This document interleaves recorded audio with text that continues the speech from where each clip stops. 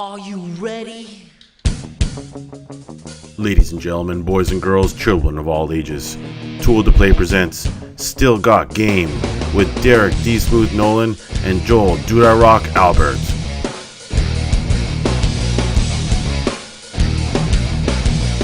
If you'd like to sponsor Still Got Game, email us at podcast@tooltoplay.com. Hey now, welcome back, ladies and gentlemen, to Still Got Game, episode 309. Still Got Game is the official podcast of tooltoplay.com. I am, as always, Derek D. Smooth Nolan. And I am Joel Dude I Rock Albert. What is going on, Joel Dude I Rock Albert, my friend? Not much. Another week, another series of awesome talking between you and I that every single person who listens to this show loves. I know. There is never a dissenter to the love of the show. No negative feedback, ever. Ever. Weird. Nope. Especially last week's episode, Red Sun. That was a great episode. All positive. Episode 308, Red Sun. If you haven't checked out last week's episode yet, definitely check it out. Quality app. Good stuff. No hate. No hate. Oh, so, speaking of hate, why don't we hop into feedback from last week's show, Jay? Remember, if any of you want to leave us a voicemail, it will cut you off after a minute. Red Sun comments. Okay, fuck you guys. I really am seriously done with your show for good. You couldn't just leave me alone. What kind of asshole names their episode after me? You couldn't even spell my name right. Well, Red Sun, first off, I wasn't going to name the show R3D Sun because then it looks like I don't know how to spell, making a nice readable title in iTunes. So I corrected the spelling of your name. But yes, we did name the show after you because you are our biggest fan. Yeah, you're the one that really keeps us coming back. If you weren't around, the show would probably be over. But we all know that next week, you're totally going to be back. So this is fantastic. It's a reoccurring theme, whether you like it or not. Yes, you've threatened not to come back now 3 times, each time with more hate and anger. But you keep coming back. So we know that we've got you good. We got you for life, bro. Yeah, you're a lifetime fan. It's great. Yep. We're glad Welcome aboard. Yes. We're glad that we're giving you more of what you like each week, Red Sun. And you might want to work on your interpersonal skills a little bit. The fuck you guys, maybe tone that down a little bit to screw you guys. And what kind of asshole names their episode? What kind of super handsome host names his episode? Maybe something to that effect. But we're glad you're back. That's the moral of the story. Yeah, that's the most important part is that you're enjoying the show on a weekly basis and you can't wait to comment every week. We appreciate those comments. I mean, they help. They help. They really do. Yeah, exactly. All right, Kraken comments. I found you guys last week on YouTube as a suggestion after watching another video, which brought me to your Twitch stream last Monday night. Love it! I'll definitely be a regular. That's good. I'm glad people are starting to find the live show. We've had a numerous amounts of people within the last even 2 weeks, just new people popping in here and there. So, usually we get the normal Twitch people that come in and say, what are you stupid sons of bitches doing on Twitch? Which we like those too. Obviously, we love the Red Suns, as many as we can get. But it's been nice to have people sort of come in out of nowhere. Like they haven't been a part of the listening podcast, but they found us through other means. That's good stuff. I'm glad. Yep, because the people that are coming in via that angle or trajectory are people that already watch video, which is nice. So yeah, they're already a part of that scene. So it's really cool. Yeah, it's much tougher to get our audio people to switch to video, but it's nice to get new video people from people that watch other video. All right, and last but not least, Let's Go Mountaineers, Blue Steel, Gatsu Godhand, and numerous others commented on Hit's departure. The general consensus was that we should probably switch the night of the show to accommodate Hit, but then Hit offline was like, D-Smooth, eh? I don't think you should change the night of the show, eh? That's when everyone knows to come watch you guys, eh? He just wants a reason to not do the show, is what I mean. I'm reading between the lines. Hit doesn't want to do the show. I don't think it is a show without Hit. I really don't. At least for me, the live show, the way it goes, you guys don't get to see it behind the scenes, but I get pumped up to come on because I know that I have Hit here to help me do it. I probably wouldn't do it if he was around. I mean, I will because I have to. I have no other choice.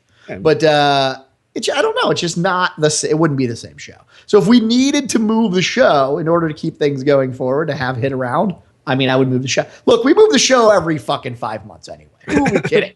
No one knows when the show's really going to be on, which is probably why we don't get a lot of the live viewers. But if it's a case of not having hit versus having hit, then the show's got to move. It's got to move. Yeah, we'd much rather have hit than not. Yeah. So, well, I guess give us some feedback. If you would like to see the show another night of the week, what is your best night? Because we would like to accommodate that and keep Hit around. And if Hit is just bullshitting us, and he's like, hey, I'm going to tell him I can't do Monday nights, I got an engagement for the next year, Yeah, apparently Hit's like booked solid until 2026. I don't know. I mean, his schedule apparently is just completely booked up. But I'm pretty sure if we try, we can find an hour somewhere in the 7 days to place the show. So hopefully that's the case. And we'll let you know. If we go, let's say, a week or two without Hit, we'll have our less, shitty produced show. But we will find that date and we'll get it to you at some point. Yeah, because we would much rather roll with our third wheel than without. It's like a super tricycle versus a bike. You can't even call it a trike anymore if he's not around. No, exactly. Yeah. Like, who's going to sit around and vape while they're supposed to be producing the show? Yeah, exactly. It'd be fucked up. That's fucked up. Yeah, you need someone that's barely functional to work the knobs. And if I'm looking at the third camera and there isn't a comatose human being in it, I don't know how I'm going to be able to do the show anymore. Yeah, because we can't mimic that ourselves. We can't be like, okay, yeah, that's right. Oh, yeah. Still got game, guys. No, we need to be here on camera talking, and we need Hit to be the guy that's comatose, just leaning back, hitting the buttons. He's good at it. Exactly. All right. Well, if any other people have feedback, give us a call, 773-527-2961, or email us at podcast@tooltoplay.com. And in site-related news, Jay, you got some pretty exciting shit going on. Yeah, I'm clipping along at this version 4, and I hate to say that because generally speaking, we don't like to say that we're ever going to get anything done. But it's really turning fast, actually. This version is pretty much a complete redo of everything. The only thing that's being carried over is the actual data. But outside of that, it's pretty much brand new platform. On top of that, I finally got all the tournament stuff in. So I kind of announced a little bit of that on Twitter. But to go into more detail about that, you'll be able to essentially manage your own teams on Tool to Play. And the goal with this really is to have even people that aren't maybe a part of Tool to Play proper anymore, but they want a place for their older gamers group to sort of have tournaments and challenge other people. It's something we talked about so long ago when we first started Tool to Play. And I just finally had time to sort of work through it and how it's going to be. But basically, anyone will be able to start a team, create a tournament, whether that's round robin or the natural ladder using ELO. If anyone is familiar with ELO, it's kind of the standard for doing ladder systems. But you can create a tournament, create your teams, do 1v1, do 4v4, 2v2, whatever, and manage and gain points on the site. So that's getting rolled in right now. That's already pretty much done. The new layout is pretty much done. The mobile is pretty much done. The forum is pretty much done. So it's really getting all the permissions and all that other crap that we had on the old version ported over, as well as some of the assets and stuff. But I'm going fairly quickly. Which is impressively quick for you. Which is unlike me. Yes. Which is unlike me. But I've kind of been a little bit more, now that I've got the data over the boring part, I've been a little more, reinvigorated to sort of see how this could look. It's pretty exciting stuff. So hopefully in the next, month or two, I'll be able to get something out in the summer. It'd be nice to maybe do it like E3-ish. That'd be kind of cool. That would be nice. Have the new hot news format. Yeah. Yep. Yeah. And then we're going to, obviously, because of this format, we'll talk about it in the future, but a lot of the people that run the site on a day-to-day basis, Sarcasmo and those guys, editors and whatnot, they'll have a lot more control over the content they publish. We won't have to be as hands-on. Same thing is going to happen with how membership works. One of the ideas being thrown around is instead of me having to sort of let every member in individually, you'll be able to sign up for the site, go to the forums. You'll have one forum that you're able to post in, and essentially we'll have elder members or members that are always on the site that can confirm you and let you into the site. This way, anyone can join. There's sort of that. Yeah, like we're not the gate. The policing happens just within the community itself. So you get to, say your, hey, what's up? This is my name. This is what I'm doing.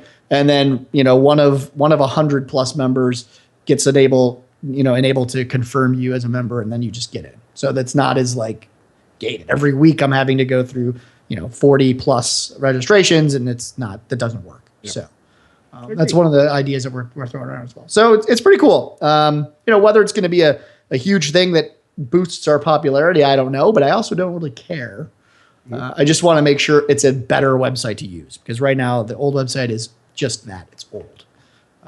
So yeah, hopefully that you'll see more of that soon. I'll keep throwing stuff on Twitter whenever I have something to show, and feedback as always. Excellent. Good stuff. All right. And before we leave site-related news, remember twitch.tv/team/tool to play. The team is broadcasting. I was doing a little broadcasting myself yesterday on there. I was doing a little instructional show for people, which was nice. And I guess also Blue Steel is asking about the LAN, and tentatively that's still planned for the fall. We're going to figure that out, get some details shortly. Try to lock something in and get some people lined up. And I guess on that, Jay, why don't we hop on over into what we're playing? Joel Dude I Rock Albert, what have you been playing this week? So I got into the Elder Scrolls beta. I saw you on there. Yeah, I was on there. And, here's the thing is when I was originally in the PC version for that beta, and I actually thought it was, I think I even talked about it on the show. It was one of the worst games I've ever played. Hands Tiff down. played that too, hated it. It was a piece of shit. Ironically, I think it transitions a lot better on the console. Yeah. I actually played it longer than I played it on the PC. I gave it about a day's worth, good solid day. I didn't do the full weekend deal. I still played, my normal WoW. I played some cities and stuff like that. But I gave it a good shot, and I actually think, if it goes free to play, I definitely would not pay a monthly subscription for this ever. But if it was free to play and I could actually just get in and play it, I could see myself spending some time in the game. It certainly feels better on the console platform. And that may just be because of Skyrim and my majority of the Elder Scrolls stuff that I've done has been on console, so it fits in that niche. But, for the port, it's actually a pretty damn good port. Well, considering they were porting it from day one and trying to design it for both, then it's less of a port and more of just somebody had to figure out the finishing UI. the job. Yep. Right. Yep. Yeah. Right. So yeah, good stuff. What about you? Well, I played tons of Destiny, my usual. Although this week I started changing up a little bit. In addition to doing all of my usual 3 raids and this and that, I started working on my ability to solo hard Crota. So I can fire off hard Crota. I can do the lamp solo. I can then do the bridge solo, and then I can also do the thrallway solo, all on hard Crota. So now, do you need anything still, or is it just to do it? This is to I guess I always need something. I have all the gear. There's still a couple weapons I don't have that I would like to have, or I'd like to have more of one or more of another. Yeah, for the most part, I'm just getting mats. What the hell is Hit fucking shaking his hands at? He's saying, what about Death Slingers and Crota? He wants to know. Oh, the most important parts. Yes. I have not gone to the Death Slingers and Crota yet. I've just at this point mastered doing the first half hit, so I can do all that shit on hard by myself. That's pretty fucking good. No, it's good. Yeah, I don't think anyone's gonna. How about this? How about you just take my tune through there, and I just sort of hang out. And so I'm ready for the next raid that's going to come out in 6 years. That's what I've been doing for the boys. So our 2 10-year-olds, before I started up, I'm like, all right, I'm at the light. You guys, I invite them in. So they spawn in. They're dead. I jump through the light. They get their fucking gear and their weapons from that part. Then I tell them to go jump off the edge, and at the bridge, they jump off the edge. I can take down the sword bearer. I pick up the sword. I jump across the chasm. I hide down there. I take down the 2 ogres. Boom. Then they're back alive. Then I'm like, all right, boys, we're running the thrallway. Jump off the edge. Restart the timer. I take out both fucking chandeliers. This does not sound like a good time to me. It is. It's. I figure if I can do it by myself, that means whenever I do it with my raid team, I am not the guy. Yeah, that's you're not fuck it up. You're not the fuck up guy. Right. Yes. So it's a good time. But yeah, so I am looking forward to House of Wolves, even more so now that I've started to see some of the content come out, and the fact that there's no raid means a lot less to me than it did before. You think so? I mean, I've been obviously keeping up with it as well. I don't think my opinions really change. I mean it's good. I think what they're coming out with is good. I certainly I would say fair. I guess good is probably even over exaggeration, but again, I'm there to raid, so I guess it doesn't. My opinion is extremely skewed in this area. You'll be able to get all your shit up to 34, and that's the cool part. All your weapons, you'll be able to level up all your. So they have that catch-up mechanic. That was the one thing that really worried me about Destiny in general. This has nothing to do with the no raid thing, but Catch-up mechanics are extremely important in MMOs and RPGs and stuff like that. So if I do want to come back or be ready for the next raid, that part at least is a little nice. That you're sort of gearing up and you're going to be ready for when the raid does drop. Yep. But still no raid, so fuck them. I'm not going to play. Yeah, it'll be fun. There you go. All right. Well, normally here we would jump into the new releases, but yet again, with E3 less than 2 months away, there are no major new releases out this week. So, Jay, on that, why don't we hop on over into gaming news? First story, and even in gaming news, things are a little light, so prepare yourselves for some slumbers of some of these news items. But they're still interesting, so we'll try the best we can to actually make them fun. One of esports' biggest stars has retired for repetitive strain injury, and this is not from masturbation, although I hear the injuries are both very similar. So we don't really know. If you're into esports, then it's highly likely that you have heard of Hyan Lam, I believe is the way you pronounce his name. I wouldn't know. He is the best-known mid laner and captain of Cloud9, which is regarded as the best U.S. esports team for the popular online multiplayer game League of Legends. So he's pretty much like the all-star of League if you're into that sort of crap. Nonetheless, just less than a week after his team finished second in the North American Championship Series, Cloud9's shot caller has announced that he is getting out of the game. Like a football player that is forced to retire when their knees give out, a persistent wrist injury. Oh, I'm sorry. Typing? Yeah, that's how it goes. Pretty much has made it hard for him to keep up with his teammates and deliver on the tournament level. In the world of esports, professional gamers are considered athletes thanks to their crushing training regimens. And do these guys do train like, I guess training is the quotes there. They do play like 16 hours a day. Long, yeah. Which is, I mean, that's crazy. And of course, the busy tournament schedule on top of that. So to hear of a big name player being forced to retire due to this injury probably doesn't come up as too much of a surprise. I guess we needed this to happen or could have assumed that this would happen. And we have aging gamers as well that don't perform anymore and they sort of get out of the game. So this is normal, I would say. Although he won't now figure as one of Cloud9's major players, Lam isn't going too far. He now will enjoy the role of Chief Gaming Officer, helping to recruit and mentor new players as well as maintain the group's partnerships, which already includes HTC, which is pretty good. It's a pretty big sponsor. So this is interesting. I mean, now we're seeing injury. This is a little laughable to me. And I don't mean to come off as like, this is a joke. And I'm sure he did hurt his wrist. But when you put it into context and you sort of do that like one-to-one with actual sports, it is a little funny.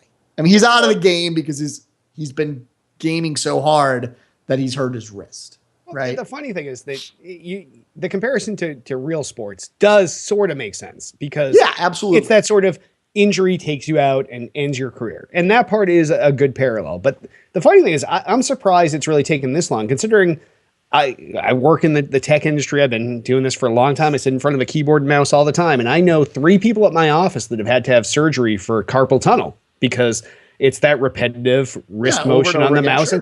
So you would think these guys that spend 16 hours plus a day with their Uber Micro, fucking one hand on WASD, one hand over here on the mouse, you would think that somebody would have had this sooner and or some professional gamer would have had this sooner and been taken out of competition. But it's very true. This is the first time I recall hearing this at all. I mean, maybe at this level, I think the thing is like, and I don't know if anyone's really familiar with League, but they have, and not even League, but just StarCraft and games like that. You know, they have this thing where they measure your actions per minute. Like they have a literal measurement of how many actions you can perform in a minute. It's called literally APM, right? And some of these actions per minute are even hard to really wrap your brain around. So we're not even talking about just the typing, right? Like how many words per minute can you type? It's how many actions can you place on your units within this game within that minute. And some of them are like 200 plus, 300 plus action. That's pretty insane when you really think about that. And that's 3 to 5 a second. Yeah. And on top of that, it also means that you're doing them in the same key locations over and over and over and over again. So I think you're right. It is odd that this is the first that you're really hearing about this. I don't think this would really happen in the console scene because it's just not as, I mean, it's a little more laid back in terms of like what you're actually doing physically.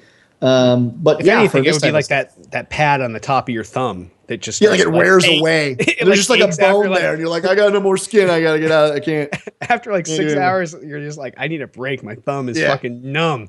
But yeah, so you do that 16 hours a day. Eventually, you're just playing on the bone. The hardcore, and then the bone just—it's nice because you can dial it in. You got that Yeah, sharp bone. your finger just locks onto Locks the in there.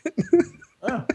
Well, I mean, it's that sucks for him, but it sounds like his career's still gonna go on. He's gonna be in the scene and all that stuff. Well, now we know to watch for more of this, though. Yeah, maybe more will happen. I don't know. I don't know. All right, next story. Our next story, near and dear to my heart, World of Warcraft, the movie, has been delayed until summer 2016. But fear not, it is for a good reason. The wait to see Warcraft on the big screen just got a little longer as Universal and Legendary have announced another delay in the Warcraft movie, pushing the fantasy film to June 10th, 2016. Warcraft was previously scheduled to hit the theaters on March 11th. The Duncan Jones-directed adaptation of Blizzard's World of Warcraft franchise was originally booked for December 18th of 2015, but was moved shortly after Star Wars The Force Awakens claimed that date, which was a smart move. It's one movie you just do not go against. You do not fuck around with Star Wars. Even if it's terrible, you don't fuck around with Star Wars. So that made sense. But of course, it was moved after it was, put out on that date. But of course, for this reason, now what they're doing is, apparently it tested really well, right? So generally when games test or when movies test really well, it's better to put them as a summer release because that's when the blockbusters come out in June.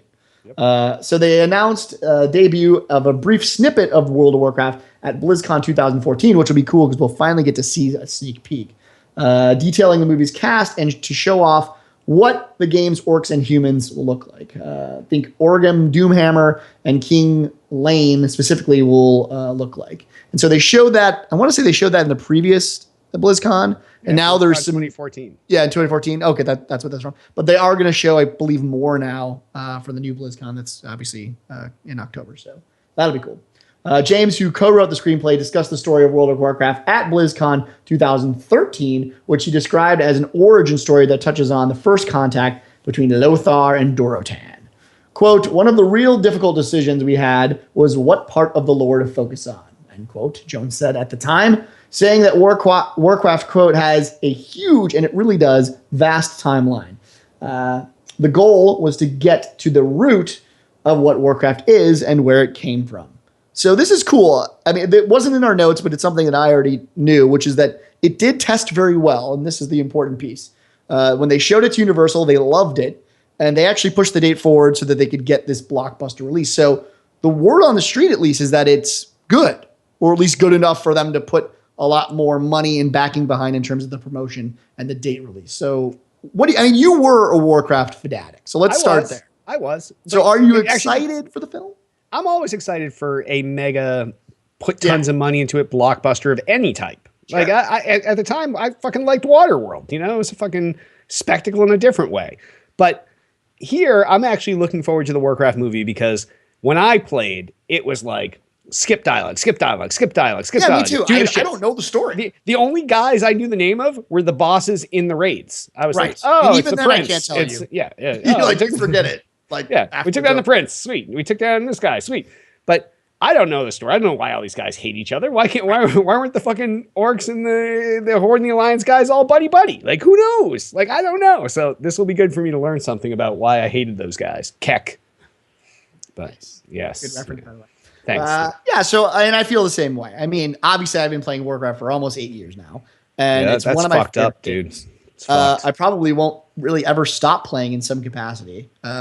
So for me, and again, like 8 years, I could probably tell you 2 characters, maybe. I don't even know, because I play for the rating. I played for that stuff. So I'm interested just for the same reason. I want to know what World of Warcraft is all about. So, and this may, in Blizzard's defense, this is probably the best marketing move ever for the game. I guarantee you they're going to see a huge uptake in subscribers. And I really guarantee you that they're probably going to grab a lot of new subscribers that have maybe seen the movie and they want to know what the game's all about. So this will be interesting to see how that works out for them. So yeah, I'm excited for sure. Excellent. All right. Next story. ESPN aired Heroes of the Dorm, yes, Dorm event this past weekend. This is via Kotaku. Yesterday on ESPN2, sports fans across the world were treated not to NBA playoffs or the burgeoning baseball season, but live footage, yes, of college students playing Heroes of the Storm, believe it or not. Thanks to a partnership with Blizzard, the flashy MOBA, or multiplayer online battle arena, as they say, a genre that also includes the world's most popular game currently, which is League of Legends, got a solid 2 hours plus of airtime on national television, complete with a live audience and professional esports commentators. This is kind of going with what we had as the first story. This is kind of a big deal, right? Yeah. While Kevin Harlan and Reggie Miller called the Rockets Mavericks game on TNT, Artos and Day 9 called the Heroes of the Storm game on ESPN2. Of course, this wasn't the first time that ESPN has aired video game tournaments. Dota 2, if you guys remember, last year made its national debut on TV as well. And that was for that was the big $5 tournament. But yeah, that was insane. But that was in the middle of an afternoon. And that was like at 2:30 on a Sunday. It was like this wasn't a big deal. So this is like prime time. Yeah. As you might expect, a whole lot of people flipped out over this. Reaction to the tournament, thanks to the nature of MOBAs, was rather inaccessible. And that's the thing, is if you don't know what a MOBA is and you don't know the rules and you flip on your TV, you'll have no fucking idea who is winning, losing, or doing anything. So it's a little for new people.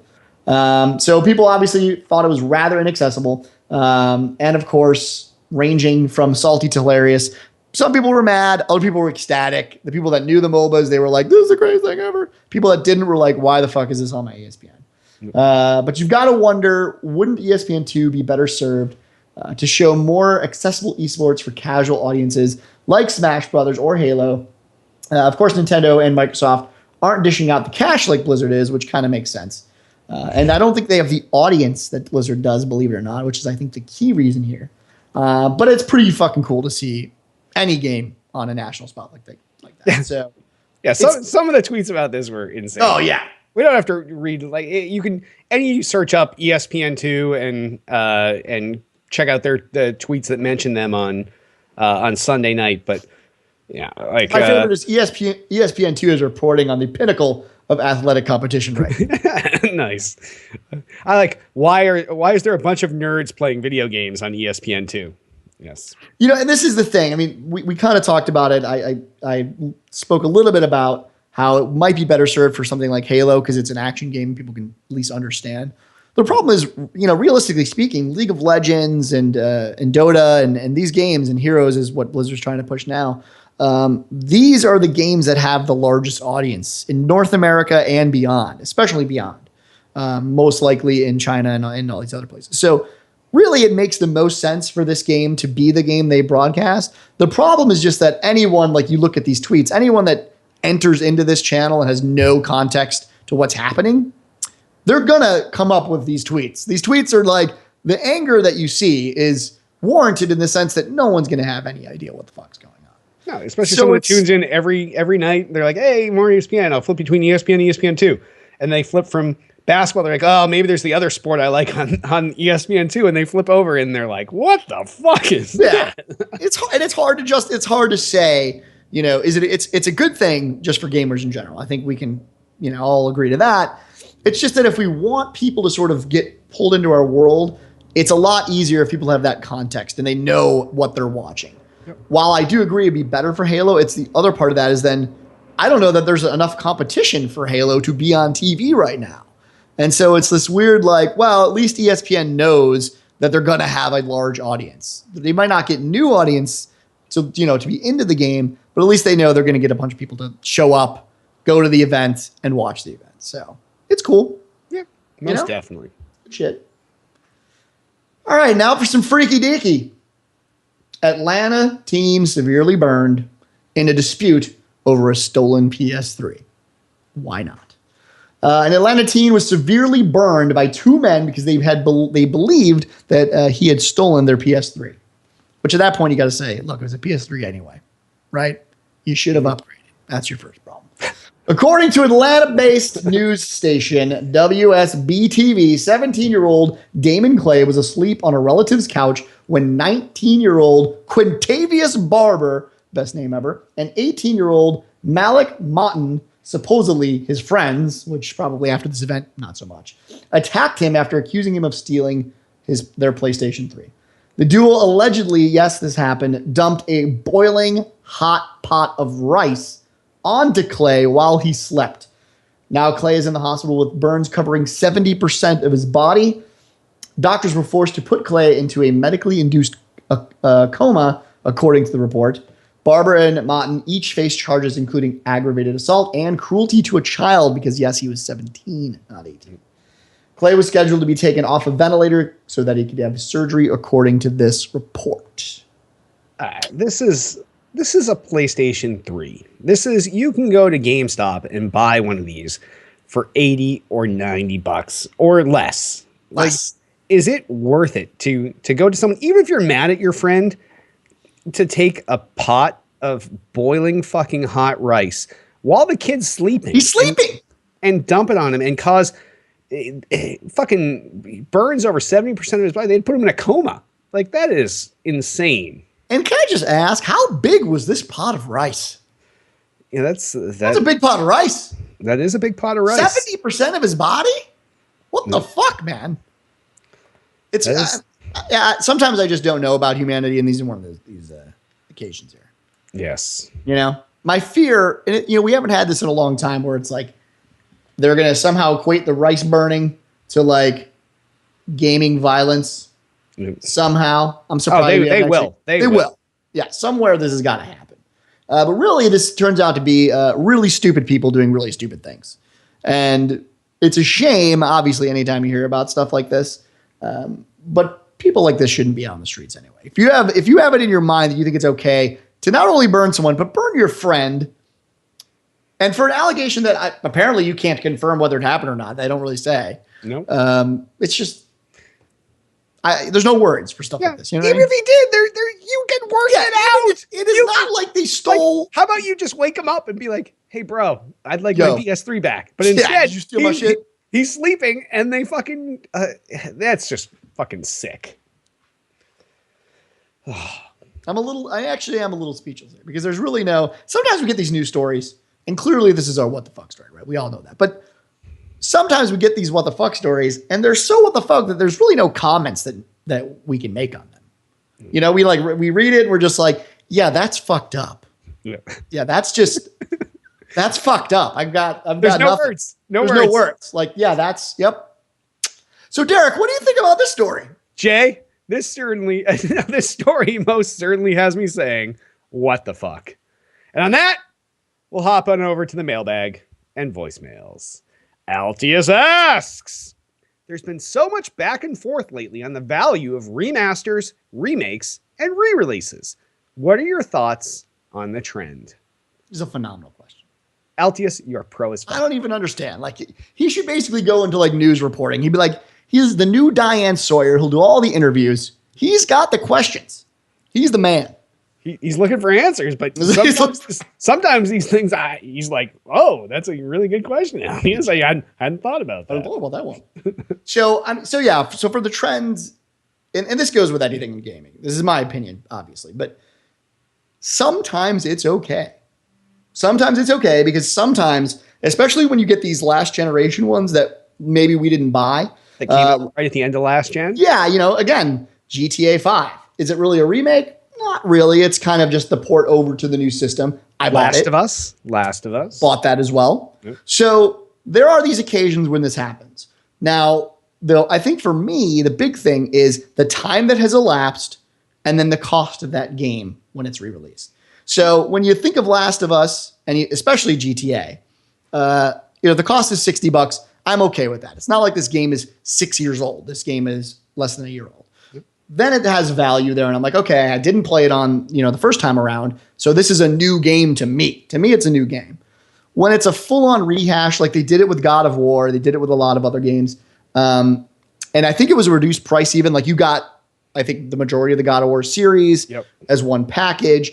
Even though it was a terribly released game, obviously we all know. But with Halo still, in terms of the value of the content that they provided, it was worth it. Had it launched without bugs, that was the value of the decade. Deal of a lifetime, right? I mean, you've got the entire series fully remastered, all put together in one disc.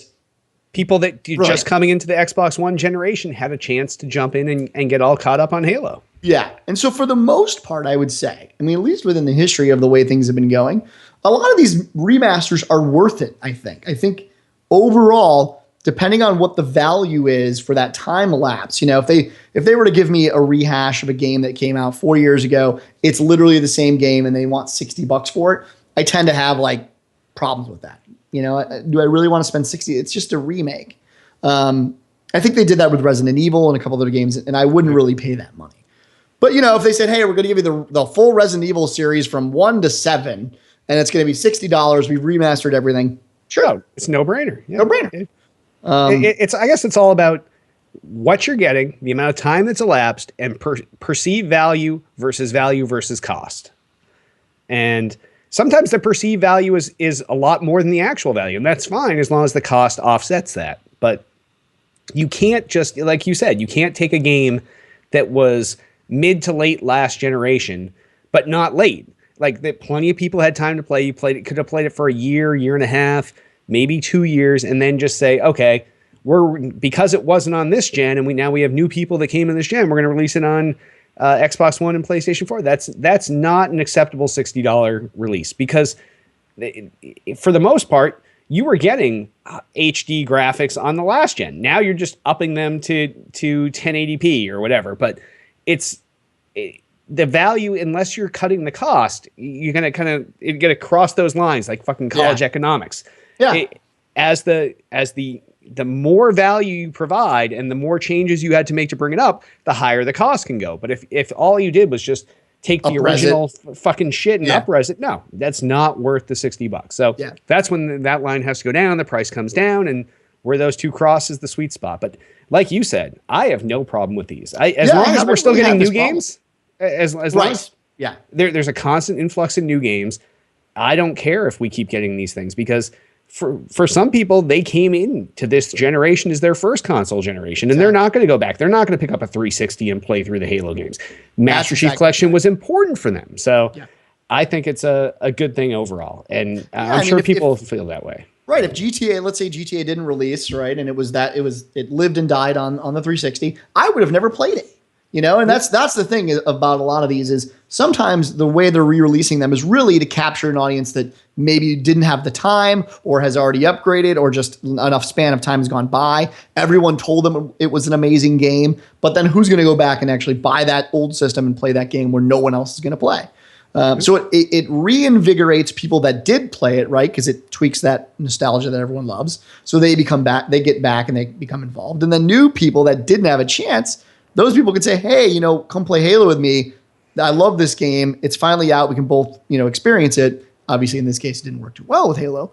But as an example, that was the driving force behind re-releasing that game. So I think overall, it's a good thing. It's just like Derek said, and like I said in the beginning, it's really the time and then the value of that. So if those things line up well, I got no problems with rehashing. I really don't.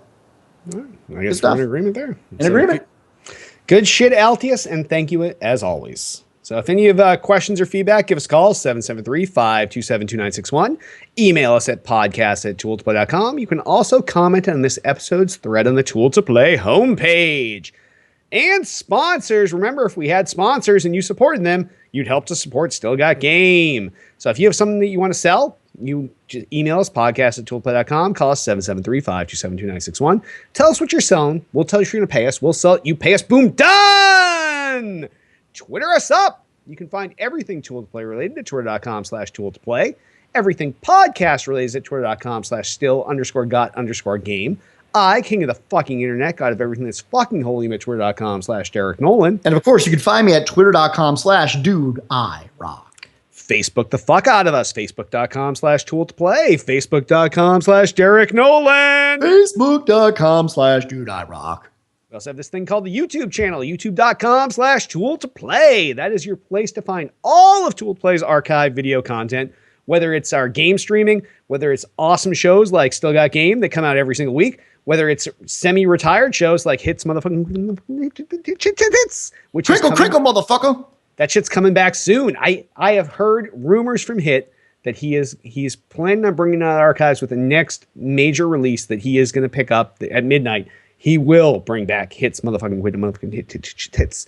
And I know that it had a lot to do with you listeners and viewers that you hit to social media, you hashtag the fuck out of that. It trended worldwide on Twitter at number 3 for like 17 minutes one day. And that's all it took to get hit to change his mind. He was like, hey, that's a pretty fucking good idea, eh? If I'm going to be 17 when I'm not doing it, I might trend at number 5 when I do, eh? So we're definitely, that's coming back. There's also some one-off shows on the YouTube channel.